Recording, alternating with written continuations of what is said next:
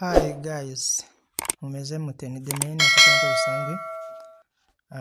Ejo bundi twe twaganiriye ku buryo wafungura email yawe. Uyu munsi rero tugiye kubabwira ese uramutse ufite telefoni ufitemo amafoto ukayitakaza ni gute ya mafoto wagira gute wayagarura. Tugiye kureba se ni application ishobora kutubikira amafoto ku buryo niyo twazatakaza telefoni cyangwa se bakayiba cyangwa se igasaza. Ese birashoboka ko wagura indi telefone ukazagira gute ukazayasangamo? Dore uko bikorwa rero. Uba ufite email muri telefoni yawe. Iyo email uba ufite wafunguye kuri telefoni yawe niyo igufasha kubika amafoto. Nubundi nk'ibisanzwe hari telefoni ziba zifite ino application ibita, ugomba kuba ufitemo ino application bita foto. Iyi application bita foto iyo ifite nubundi ibirimo amafoto, abenshi ni nayo bareberamo amafoto yabo. Hanyuma ino application rero telefoni hafi ya zose ziba zifite, telefoni hafi ya zose ziba zifite ino application, iyi ngiyi ziba zifite. Iyo rero ino application utayifite ujya muri Google Chrome ukandikamo foto ukayidownloadinga cyangwa se ugakoresha Play Store. Ujya muri search ukandikamo Play Store cyangwa se ukaba usanzwe ugize gute uyifite. Play Store ngiyi ni iyi ngiyi, Play Store ni iyi ngiyi, iyi niyo bita Play Store.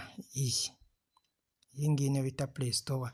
Ujya muri Play Store ugakirikaho, wamara gukirikaho bakaguha aho bakorera search y'iki application.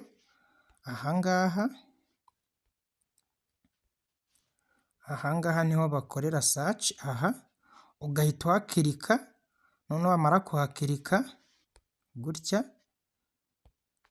wamara kuhakirika noneho ukandikamo foto. Wamara kwandikamo foto ukajya kuri send cyangwa kuri search. Hari abantu bata keyboard kuri aka kantu ko hasi, aka ko hasi kuri keyboard ka search ugakandaho, wandikamo foto. Wamara kwandikamo foto muri search ugakanda kuri send cyangwa kuri search, warangiza ukarebamo application imeze nk'iyi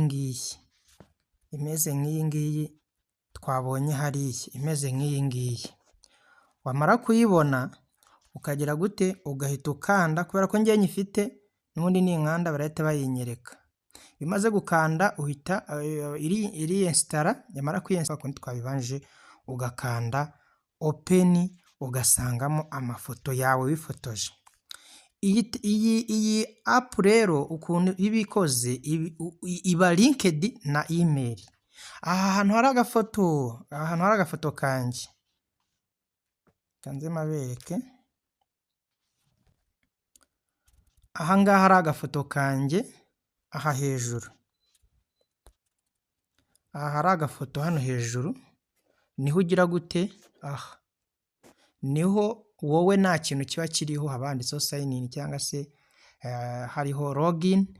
Wowe rero nta kindi ukora, uhita ujya uhita uhakanda. Aha hari agafoto uhita uhakanda, kubera ko nta kintu kiba kiriho, kuko ngiye iyi ngiyi ni email yanjye iriho agafoto.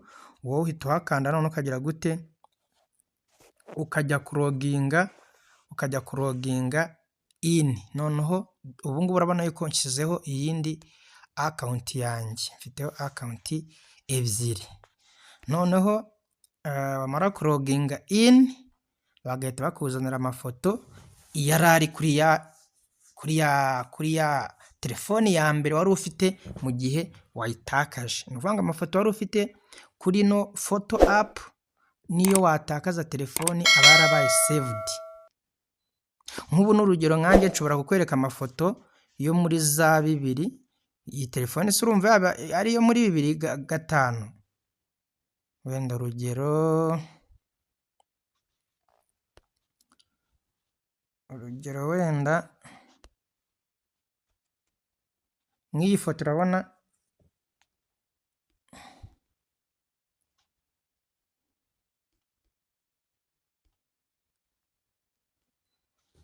Yes, ni ibyo ngibyo umaze rero kuloginga in cyangwa umaze gusayininga in, umaze gushyiramo email yawe, amafoto yawe ajyaho. Ni ukuvuga ngo iyo wifashe nk'agafoto, urugero iyo ufashe nk'agafoto ukanze kuri kamera ukifata agafoto gahita kajya hehe, ugasanga kuri ya photos. Ino photos niyo app ibika amafoto. Mu downloading, mu loginge in cyangwa se mushyireho